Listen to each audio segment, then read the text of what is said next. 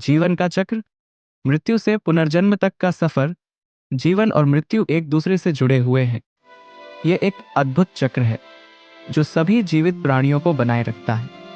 ये विचार कि किसी इंसान के शरीर की मृत्यु के बाद उसका पोषण मिट्टी में मिलकर एक पेड़ को बढ़ावा देता है और फिर उस पेड़ के फल नए जीवन को पोषित करते हैं, जीवन की इस अनंत यात्रा को दर्शाता है।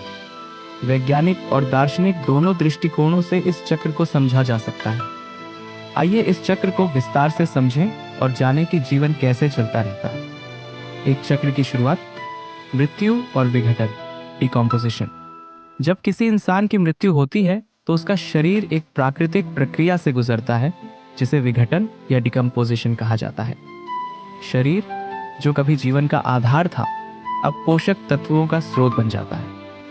ये पोषक तत्व मिट्टी में मिल जाते हैं और अन्य जीवों और पौधों के लिए उपयोगी हो जाते हैं। विघटन की प्रक्रिया जीवन का चक्र, मृत्यु से पुनर्जन्म तक। जीवन और मृत्यु का चक्र जिसमें मिट्टी, पेड़, फल और प्रजनन के माध्यम से नया जीवन उत्पन्न होता है, प्रकृति की अद्भुत प्रक्रिया है। एक, पेड़ और फल का छोटा विवरण। मृत्यु के बाद शरीर मिट्टी में मिलकर पोषक तत्व प्रदान करता है। ये पोषक तत्व पेड़ों की जड़ों के माध्यम से अवशोषित होते हैं। पेड़ इन पोषक तत्वों का उपयोग अपनी वृद्धि और फलों के निर्माण में करते हैं। फल में ऊर्जा, प्रोटीन और अन्य पोषक तत्व होते हैं जो जानवरों और मनुष्यों के लिए भोजन का स्रोत बनते हैं। अंत में केवल हड्डियां बचती हैं जो धीरे धीरे खनिज के रूप में मिट्टी में मिल जाती हैं।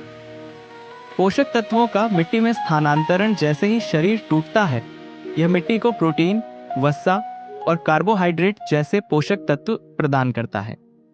जब कोई व्यक्ति फल खाता है तो उसका पाचन तंत्र इन पोषक तत्वों को अवशोषित करता है। रिपेयर करने के लिए फैट्स, लॉन्ग टर्म एनर्जी के लिए विटामिन्स और मिनरल्स, इम्यून सिस्टम को स्ट्रांग बनाने के लिए।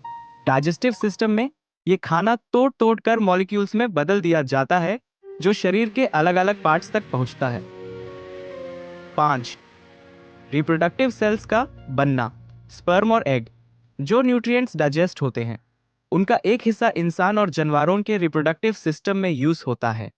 मेल बॉडी, न्यूट्रिएंट्स का एक पार्ट स्पर्म सेल्स बनाने में यूज होता है।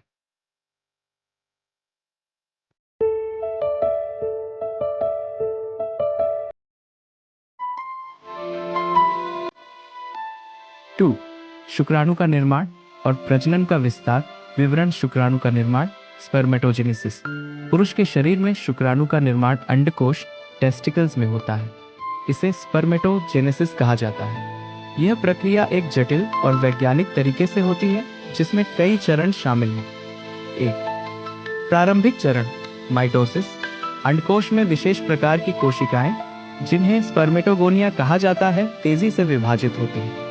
यह विभाजन कोशिकाओं को नए शुक्राणु बनाने के लिए तैयार करता है। 2, मध्य चरण, मियोसिस। कोशिकाएं मियोसिस प्रक्रिया से गुजरती हैं जिसमें उनका गुणसूत्र आधा हो जाता है।